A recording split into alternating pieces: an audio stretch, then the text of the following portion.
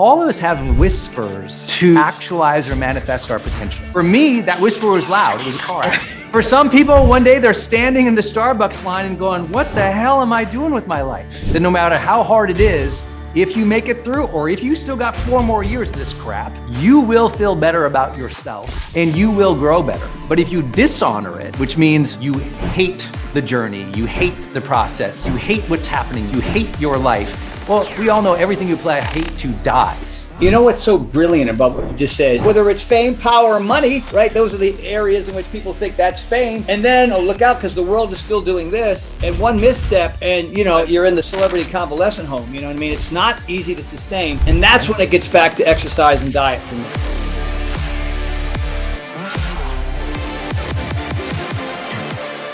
Hey, first of all, dude, so great to see your face. I love you. Good seeing your beautiful face. Nothing to apologize super for. Thrilled to see yours, man. It's been way too long, dude. I love you like a brother. And for me, this is super exciting because I see that Tasha has come in. Tasha, my friend, is one of the most spectacular presenters I have ever seen. I will toot her horn. You will absolutely. I mean, she's a 2-time Olympian and a bronze medal winner for the women's 500 hurdles in Beijing. Whatever. Okay, that's like a little side thing.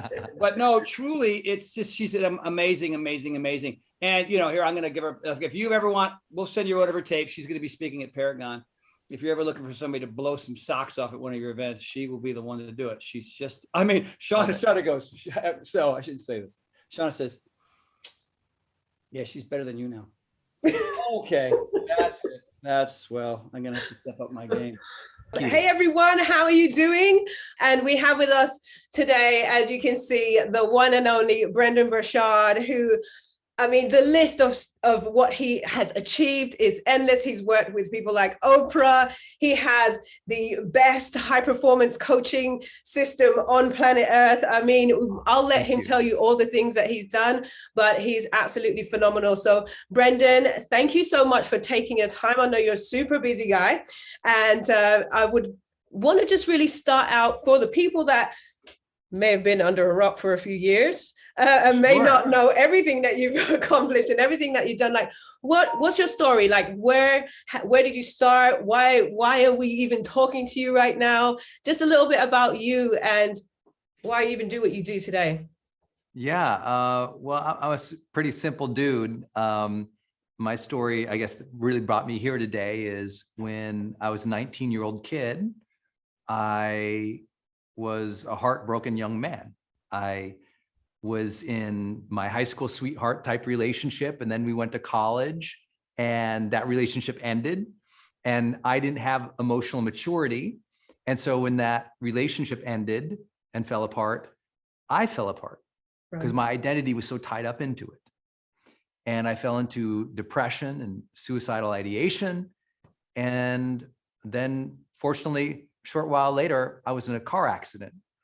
And that car accident smashed me in the head pretty good and said, hey, kid, you don't want to take your life. You just don't know how to live it yet. Right. You don't want to die. You just don't know how to live. You don't hate people because you got your heart broken. You just don't know how to love. And you're kind of lost. You don't know how to matter yet. And this inspiration that I took from the car accident, where most people get in a car accident and maybe they don't think a ton about it in the sense of mortality. I was gifted with what I think is just mortality motivation. It was like, whoa, life is short. I want to live it. I'm young and dumb and don't know how. So I started studying psychology and then philosophy and then personal development, self-help, self-improvement, spirituality, fell in love with all things personal development and said, I'm going to teach myself how to be happy and healthy. And so I did that. I'm a dork, so I did it through books. I'm a reader. And so I just read a bunch of books and I fell in love with that. I went on to finish college and wrote another book called The Student Leadership Guide, because I'd elevated myself in college with all these leadership positions to challenge myself to grow and contribute. Right. Got a great corporate job, was doing that for a while, but I wanted to write a book about personal change.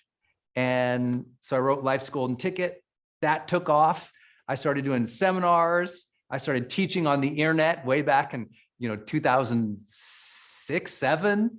And I've been teaching courses since then. So now 20 plus online courses, over, our coaching program, high performance coaching.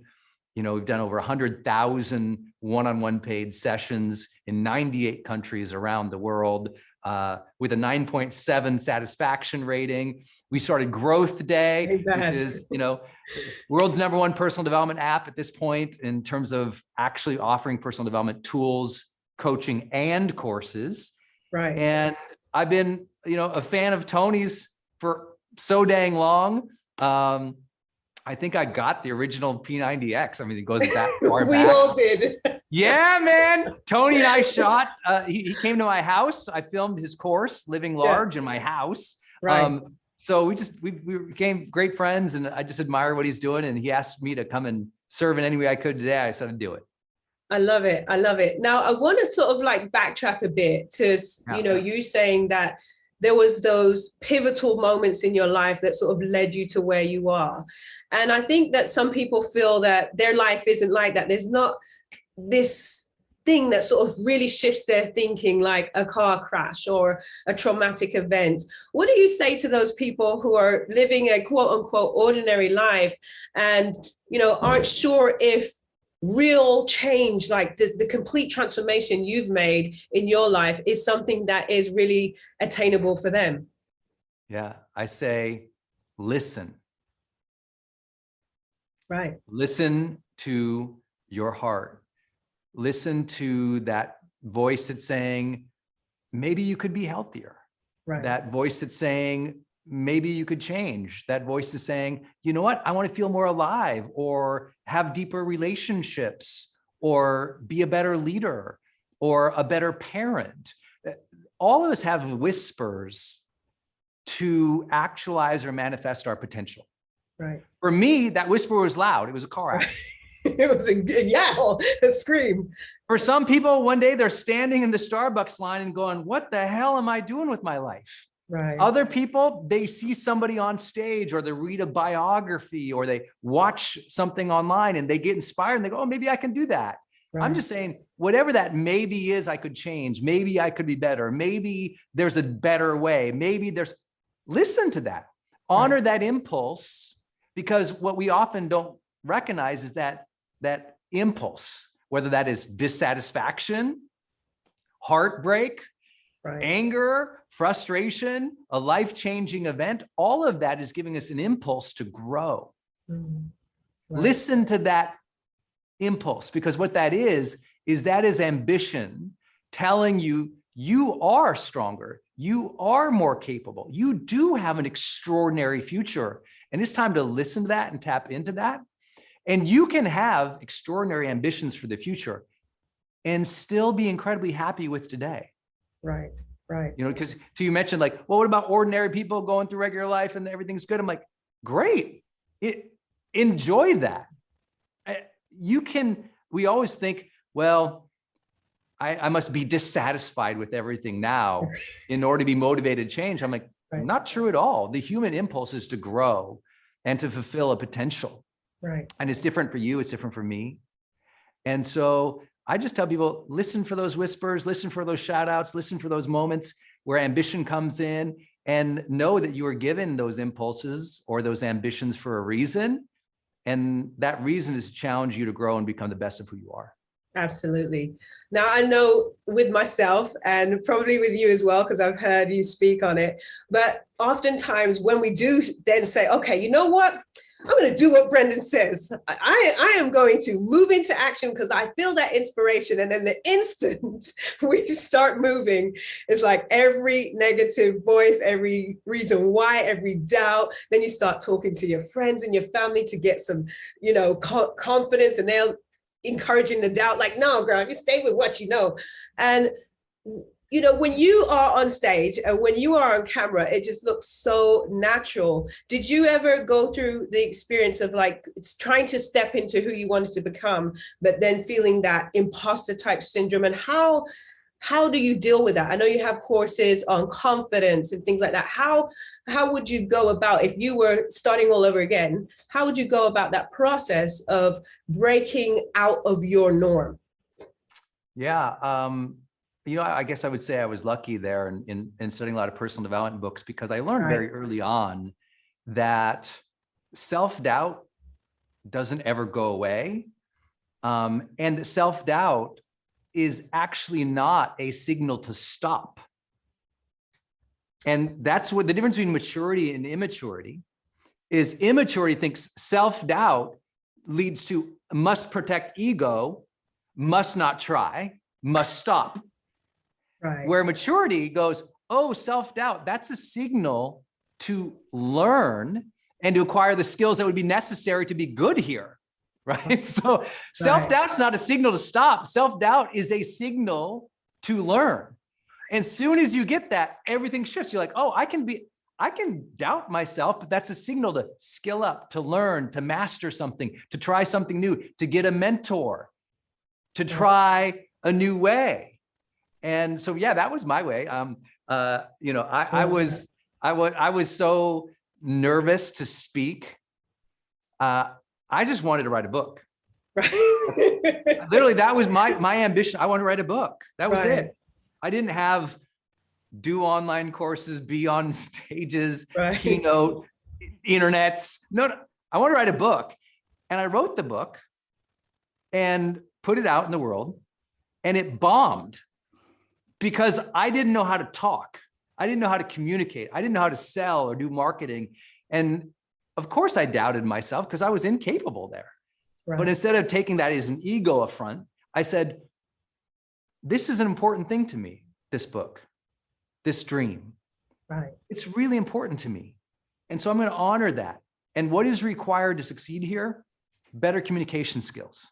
So Brendon, you're going to learn how to talk, kid. And I started putting myself out there in my classes at school. When I was in college, I would walk around my little dorm. I probably burned a hole in the carpet, walking around, just like talking speeches out in my head of like how I would do it. I'd lay in bed thinking of being on a stage one day and talking, even though that would make me sweat and be terribly uncomfortable.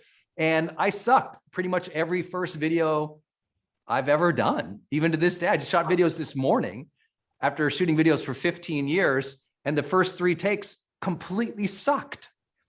But you just keep staying at it. And one day, you know what? You get a little better and you get better and you get better. And then one day people, oh, it's so natural. You're so amazing. It's like watching Tony Horton do pull-ups. You kind of want to just cry and sit on the couch and go, that son of a gun, look at him do all those pull-ups.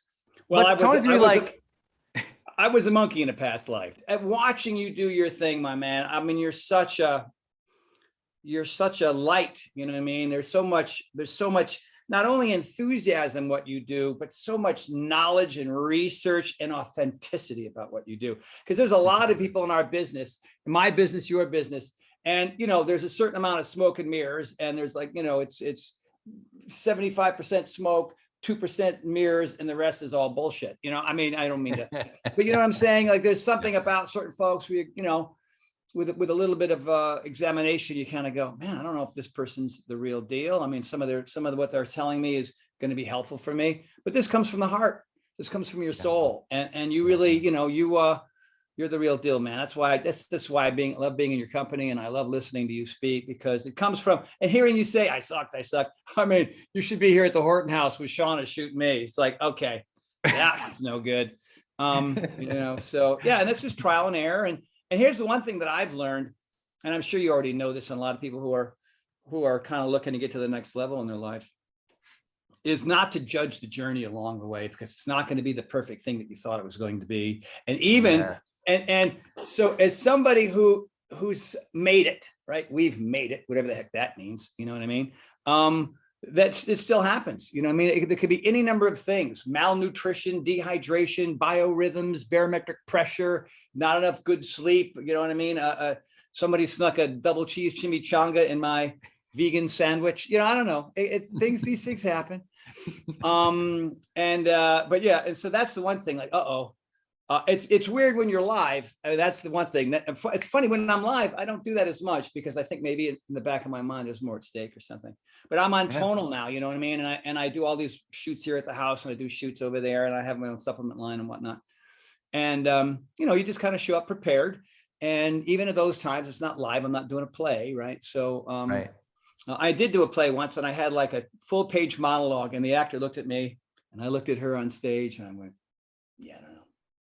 She started doing my lines. She started saying, do you mean that you're going to tell me that you think I should? And she got like through the first sentence, and I went, just hold on, stop. Let me finish for that, you know? So that was a live play, but. I remember when we were filming your course, Living Large, Tony Horton, we were doing that course, and you, oh my gosh, it was so fun because you're so incredibly skilled at pantomime and acting and just being on your feet as both a teacher and a comedian. Well, I would just feed you a line as like, oh yeah, you know, talk about when you did this or talk about this, and you just bam, and you knock out a 30-minute segment of the course, and you'd be like, okay, you know, and that's a skill, and that happens from running the reps. But I love what you just said, which is don't judge the journey. You know, my way of saying that to people is always honor the struggle. Like honor the journey and honor the difficulties of that journey, because they've been placed before you to stretch you and to make you better, to develop your character, to make you more compassionate, more empathetic, to help you realize the difficulties of humanity, to help you run into other people, to help you get better over time, even when they are awful, frustrating, brutal, heartbreaking, fatiguing, exhausting, overwhelming. That if you can meet those things from a place of honor, of like, I'm going to honor this process, I'm going to honor myself, I'm going to honor my God or creator, if you believe in one, I'm just going to honor the fact that this is hard and challenge myself to meet it as the best that I damn well can. That no matter how hard it is, if you make it through, or if you still got 4 more years of this crap, you will feel better about yourself and you will grow better. But if you dishonor it, which means you hate the journey, you hate the process, you hate what's happening, you hate your life. Well, we all know everything you apply hate to dies. So, you know, it's like Roundup, right? It's like whatever you put hate on, it's just going to absolutely destroy it. So if you hate the process, it's going to destroy the process, destroy your results. If you hate life, you're going to destroy your life. If you know you hate other people or other groups of people, it's going to destroy your relationships. And so we have to go, this is hard, this is difficult, this is unknown, this is uncertain, this is overwhelming, this is frustrating, this is freaking me out. And I'm going to take on that challenge from a place of respecting it and respecting myself, hopefully growing through it, because it will forge a better me, even if it doesn't look like that in the short term. And you know what? You know what's so brilliant about what you just said is I think a lot of people who are struggling, regardless of whether it's relationships or finance or career, they don't have any examples of what that looks like. Right. They feel isolated to a certain degree. Maybe their father's a scientist and their mother's like, you know, a successful, you know, professional women's basketball player. And they just like, wow, I don't know. I want to be something other than you two. And I feel like I'm kind of struggling here. And I don't have an example of what my journey looks like. And so that negative talk inside of your head just sort of dominates you. And you're exactly right. It kills, you know, what's that great line from Stevie Wonder where he says, don't let fear kill your dreams. You know what I mean? And I think of that a lot. Like, you know, it's those fears and the trials and tribulations and the fears that come along with it that just, you know, people don't get as far as they like to get in life because they can only handle the struggle for so long. And when you were saying what you're saying, I kept on thinking of some of the autobiographies that I like to read. Like I'm watching, well, first of all, Lincoln, I was thinking of Lincoln and Benjamin Franklin. Look at Abraham Lincoln. He grew up in a dirt floor in a tiny little log cabin. All that is real. His father was an absolute horrible human being. And, you know what I mean? There's no reason he should have amounted to be anything. I mean, what examples did he have? You know what I mean? He picked up everything he could read, no matter where. He was like so into books and learning and growing that way. I mean, that's what this is, right? Your book is back there along with everybody else's. And I just, I mean, with me, I didn't have any examples. My father was on the road 5 days a week. My mother and my two sisters. I was the oldest and only boy. And I was just kind of meandering. And I had that speech impediment that, that took me so long to get rid of, called cluttering. And for me, it was books and seminars, and a lot of it didn't really kick in until college. And I'm looking at this thing on NPR right now on about Benjamin Franklin. Same thing. I mean, he was one of the most well-renowned superheroes of his time. You know what I mean? And the beginning of his life was horrible. It was horrible. Yeah. So that kind of helped. Like, okay, these people who ended up being icons in history struggled just like that guy struggled. And so, you just got to keep fighting a good fight. That's why I love the biography section. There's no biographies written around people who had it easy. Like, they struggled through, and it didn't look like this perfect growth journey. It was like this. I'm sure Tasha had that, like, you win races, you lose races. And it, like, no Olympian I've ever met was like, wham. It was like, I made worlds. No, I didn't. And then I did. And it's like, guys, one race, one moment, one season. Tasha, how do you do that? How do you do the self-talk when it's like this, You are absolutely spot on. I mean, I always tell people the year I got my medal was the worst and the best year of my life. Wow. It was the year I had the most injuries. It was the year I was getting divorced. It was the year I was away from my son the most. And then the next thing you know, I'm on the podium. I always tell the story of how when I made the trials and got onto the team, the head coach got 42 texts within 1 hour asking, why is Tasha Danvers on the team? That's how poorly I was running. They didn't even want me on the team. 2 months later, I'm on the Olympic podium. You just never know. And it's like, it was in those moments where, those are the moments where if you haven't built that strength that you're talking about, you quit.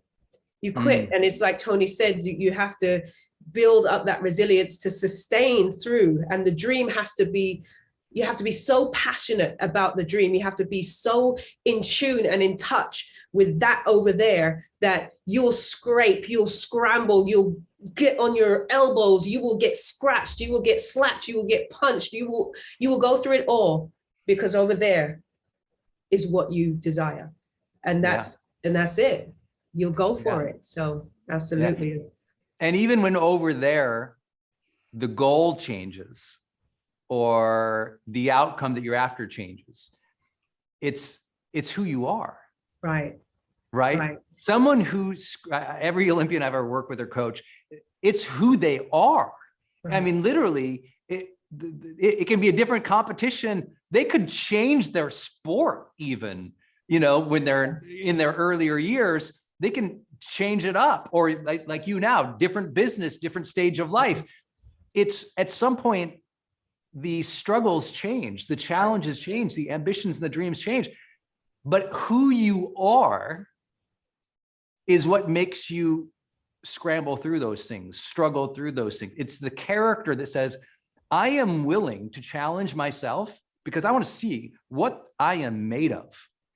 And every person has that impulse. It just most won't listen to it because the self-talk, or because the comparison, or because, the environment that they're in has not supported them listening to that part that says, I will struggle through, I have resolve, I want to be every person wants to be persistent and resilient and courageous and bold and brave and strong for themselves, for their family, for those they lead, but that's hard.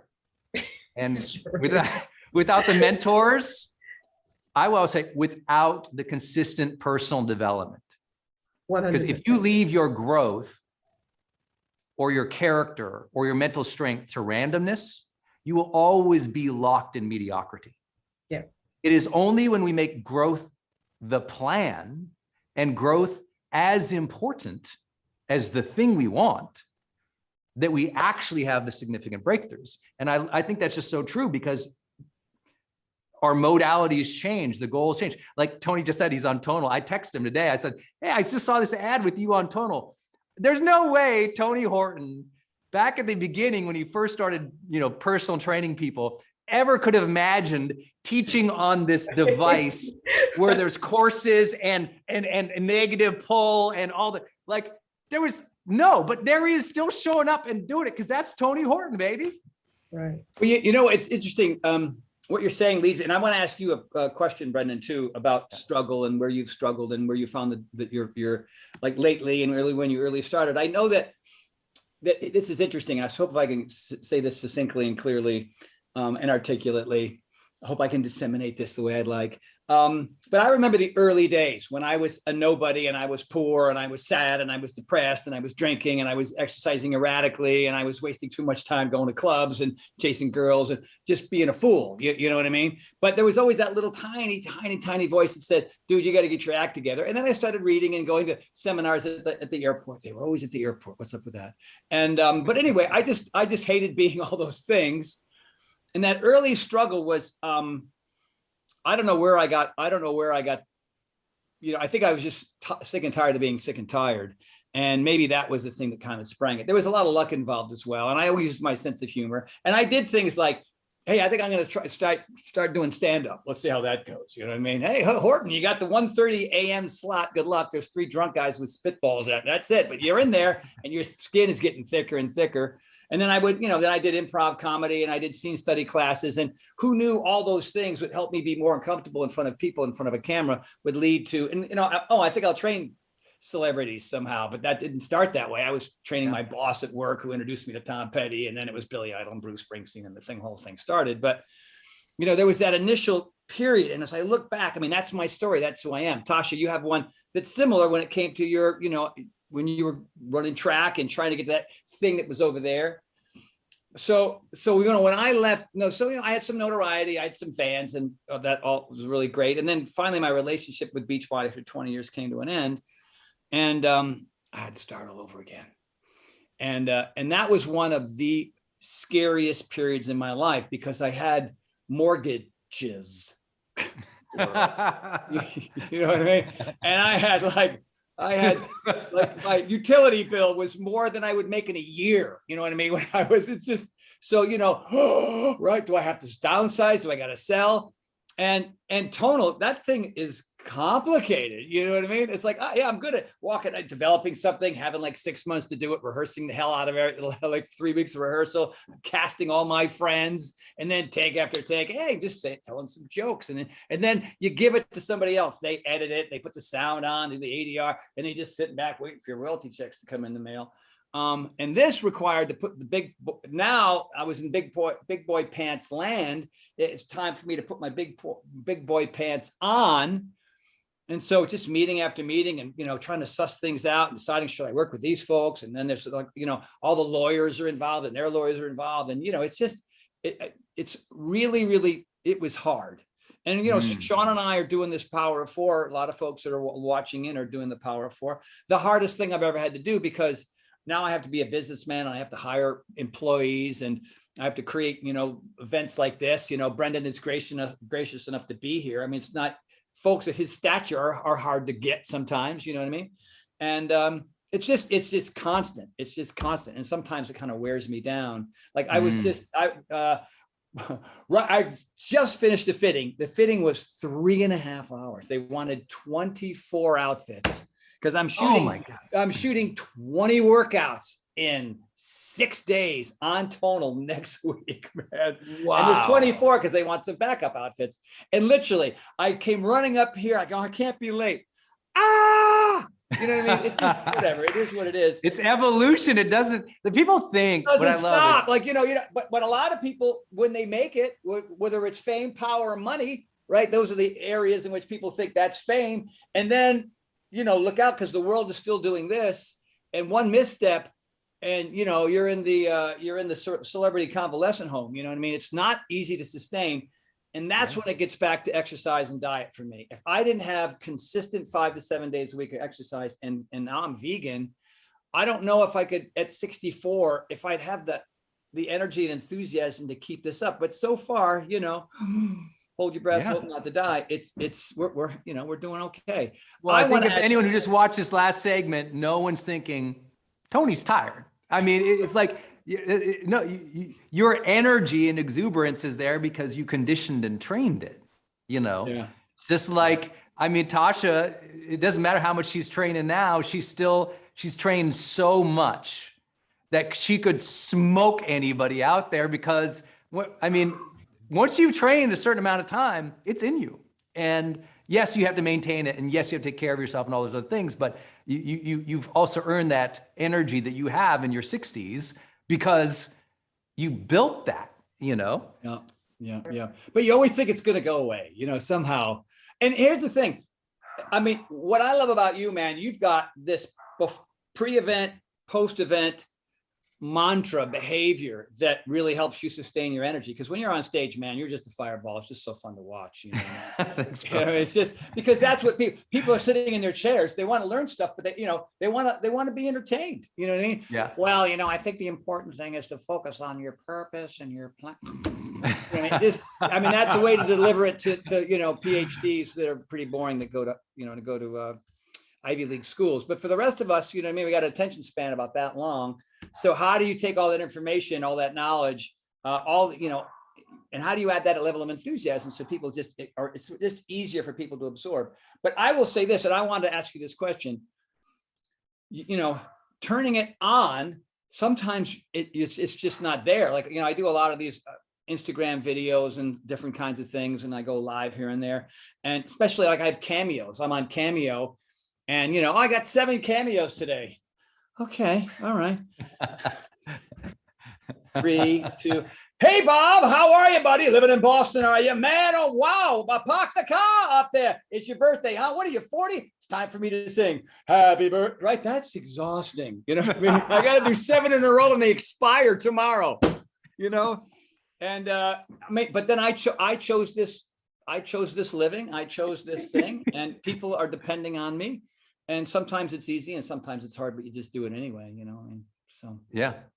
Well, there's going to be a lot of days. It's not fun. It's not easy. It's, you don't want to show up at the track. You don't want to go to the gym. You don't want to take the time to make the better meal. You don't want to take the moment to talk to the kid who's freaking out. You don't want to take a beat to listen to your spouse. It's like, that's life, man. There's a lot of the don't want to, don't prefer to. That's part of the success journey. And so you just go, all right, that's part of it. That's part of the struggle. Didn't plan that piece, didn't want that piece, but it's here. And when it's here, I'm gonna do my greatest. I'm gonna do my best. Tony, we both been there. I'm sure Tasha's too. You go to an event and you think, it's, the promoter tells you there's, 1,000 people in the audience. You show up and there's 30. You know what?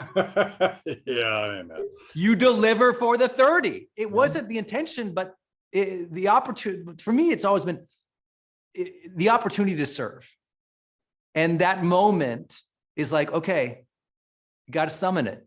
You don't know who needed to hear it that day. Right.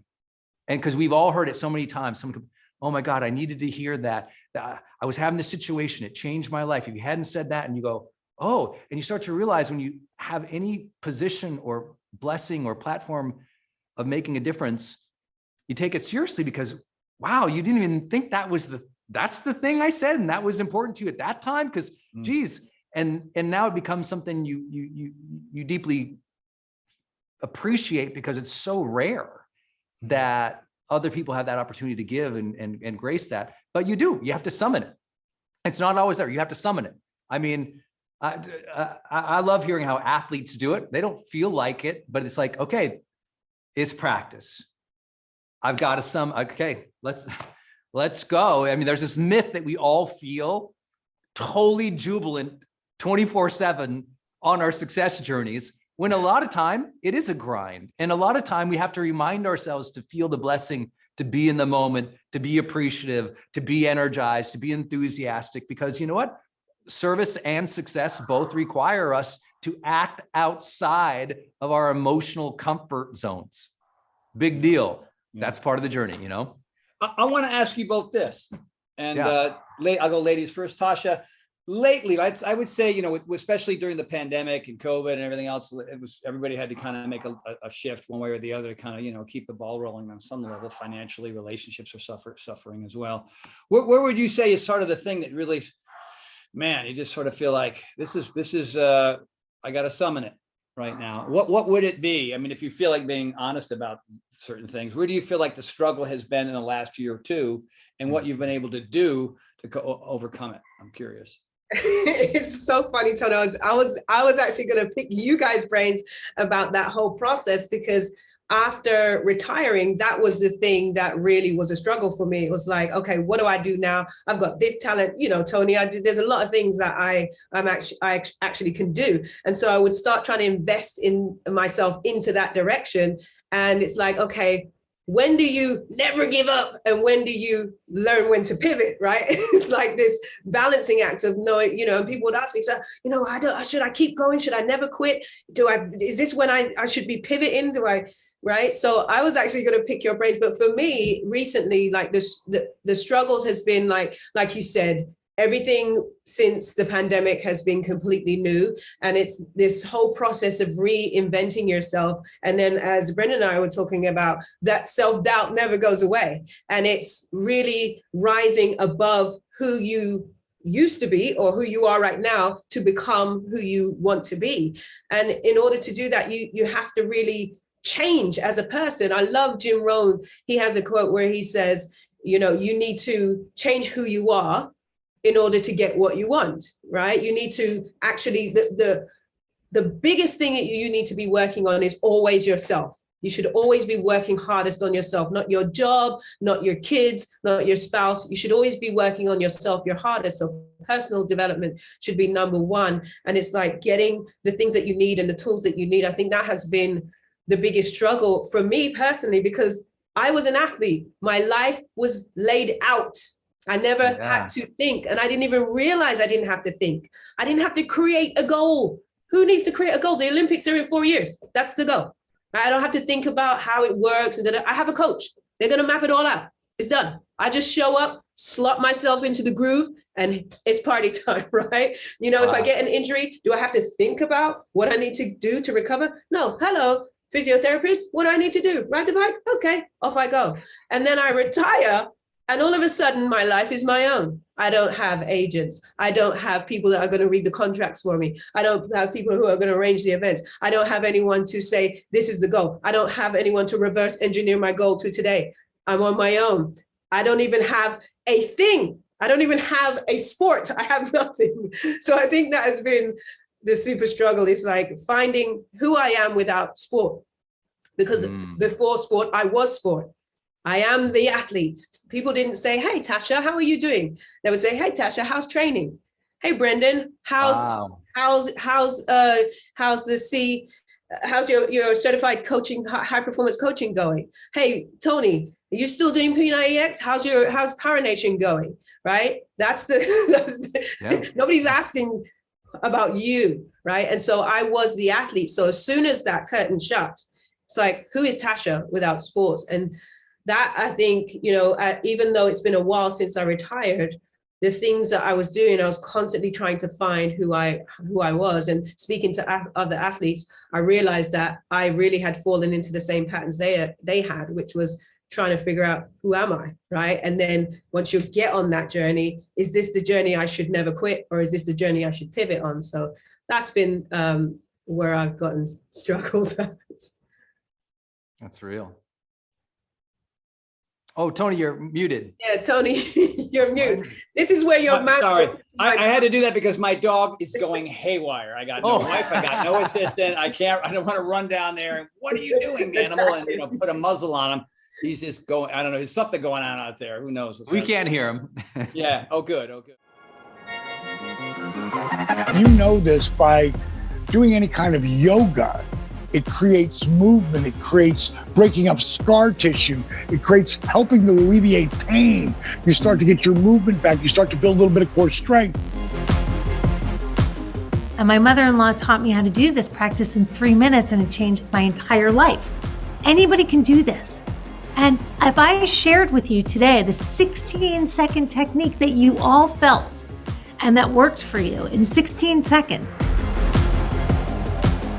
Honor the struggle. Like, honor the journey and honor the difficulties of that journey, because they've been placed before you to stretch you and to make you better.